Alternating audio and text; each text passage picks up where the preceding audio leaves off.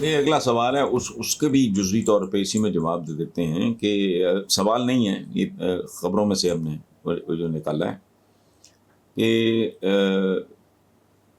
اصل بات یہ ہے کہ عمران کو اس میں اپنا حصہ ڈالنا چاہیے. یہ تو سبجیکٹ ہی عمران کا ہے. یہ تو سارے گھروں میں بیٹھے لاٹریاں شاٹریاں نکل آئیں، کسی کو پیچھے سے مل گیا، کسی کو ضیاء الحق دان دے گیا، ان کے آگے ہڈی پھینک گیا، اور یہ ان کے اس کے قبر کے رستے بھول گیا. ایسے احسان فراموش نے. عمران واحد آدمی ہے جس کا بیک گراؤنڈ یہ ہے. ورلڈ کپ کے بعد اس نے جو کیا لوگوں کے لیے کیا. لوگوں کے لیے کرنا تو اس کے کیریکٹر کا حصہ ہے. تو اپنا حصہ ڈالے، اور میرا خیال ہے وہ شروع بھی ہو گیا ہے کام. یعنی آج یہ اخباروں میں پڑھا ہے کہ ٹیلی تھون وغیرہ کو اس طرح کا بات ہے. اس کام کا تو عمران چیمپئن ہے، وہ کرے گا اور انشاءاللہ وہ متعلقہ لوگوں تک پہنچے گا. باقی یہ کہنا کہ ان کو کوئی نہیں دے گا، یہ نہیں ہوگا، یہ فضول بات ہے. لوگوں نے ان کو تھوڑی دینا ہے. کوئی بھی کالا چور بھی بیٹھا ہوتا وہ دیتے. نام نہاد ہی صحیح، لیکن برادر اسلامی تو ہیں، اور پیسے کی ان کے پاس کمی نہیں ہے. بندہ کہتا ہے یار پھر آ گیا دیو، چلو اس بار منگن نہیں آیا، میرے گھر بھیج دو، اس طرح کا. السلام علیکم ویورز. آج کی پہلی خبر جو میں آپ کے ساتھ شیئر کر رہا ہوں وہ بڑی دلچسپ ہے، لیکن بڑی افسوسناک ہے. کہ ہمارے پرائم منسٹر شہباز شریف، انہوں نے کہا ہے کہ آئی ایم ایف کے ساتھ ڈیل پر ایک جماعت سازش کر رہی ہے. ذاتی مفاد کے لیے قومی مفادات کو مجروح کیا گیا، ملک کو ناقابل تلافی نقصان پہنچ سکتا ہے. پہلی بات یہ ہے، اس ملک کو یہاں تک پہنچایا کس نے؟ It's a very simple question. نہ ویورز آپ میں سے کوئی اس کا ذمہ دار ہے، نہ میں ذمہ دار ہوں، نہ جو خابر کیمرے کے پیچھے کھڑا ہے، نہیں یہ ذمہ دار ہے. اس ملک کے عوام کو کوئی لینا دینا نہیں رہا. یہ ملک دو پارٹیز کے پریکٹیکلی شکنجے میں رہا ہے. اگر یہاں مارشل لا لگا ہے تو وہ بھی ان کی حماقتوں کی وجہ سے لگا. اس ملک کے ساتھ کھلواڑ، یہ کیسی بات ہے کہ کرنے والے خود ڈالرز اور پاؤنڈز میں کھرپتی ہو گئے، عوام رل گئے. تو یہ جو ہے کہ ملک کو ناقابل تلافی نقصان. یار کیا نقصان پہنچنا، اب کیا پہنچنا نقصان؟ چگا سڑیا پیا ہے، جڑے بچ گئے سی اور اڑے پے سیلاب ہے، اسی ہے ناقابل تلافی نقصان. کون سا نقصان؟ پہلے جو نقصان ہو چکا ہے یہ کون ذمہ دار ہے اس کا؟ بتائیں. اچھا، اب ایک لفظ ہے سازش.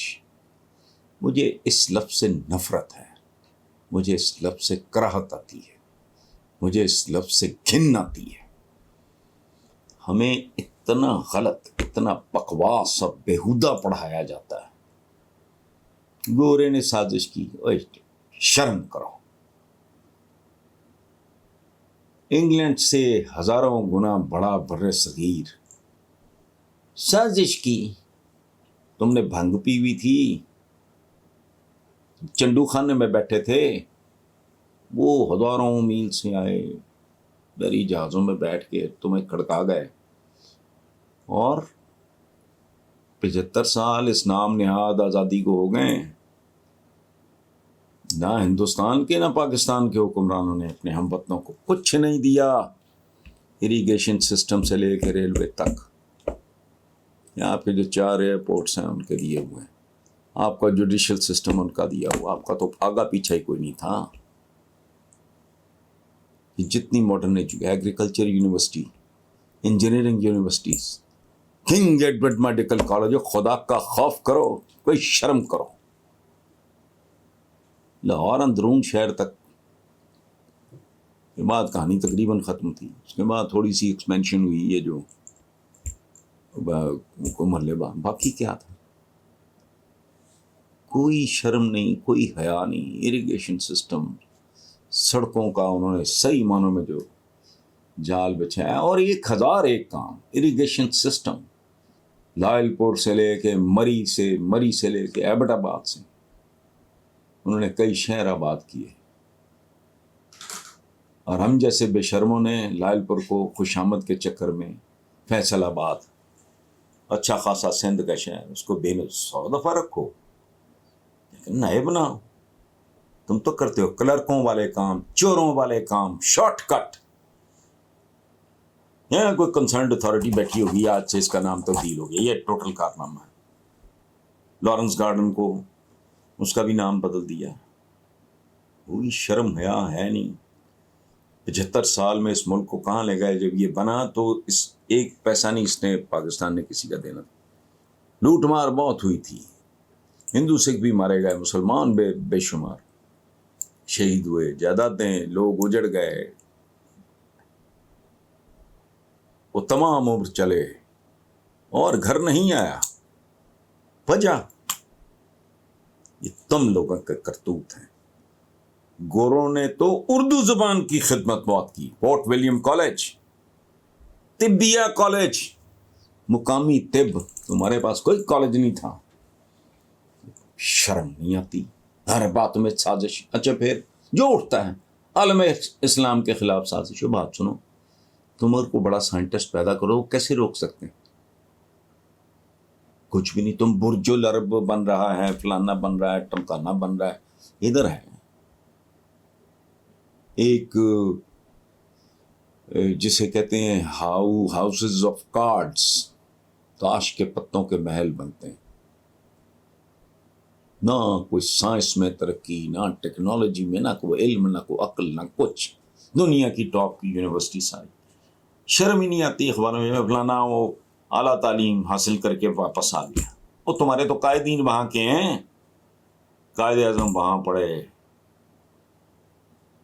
علامہ اقبال وہاں پڑھے، نہرو ان کی طرف سے، گاندھی صاحب، یہ سارے لوگ ان کے پڑھے ہوئے ہیں۔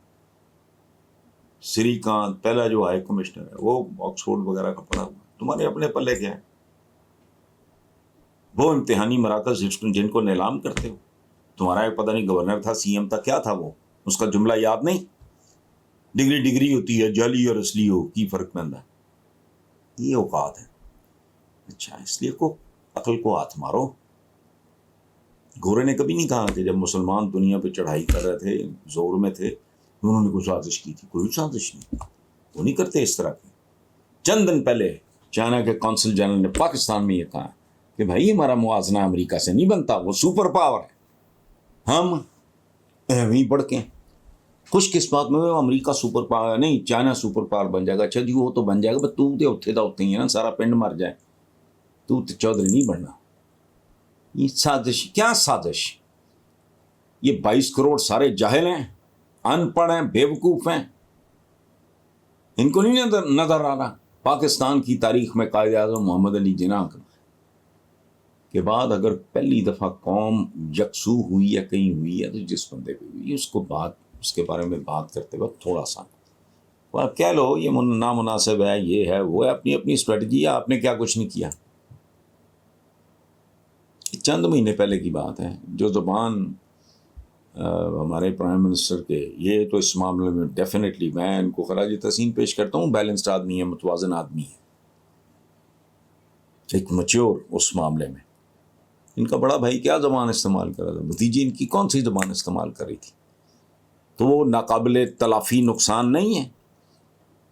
یہ ٹرینڈ تو شروع کیا ہی، یہ والا جو راؤنڈ ہے، یہ پہلے بھی ہوتا رہا ہے، یہ والا جو راؤنڈ ہے اس کا تو موجود ہی نواز شریف ہے، لمبی لمبی زبانیں نکالنے لگے لوگ، تو اس لیے نہ اس حد تک نہ جایا کریں، کیا ضرورت ہے سازش فلانا ہے ٹمکانا، کوئی سازش نہیں۔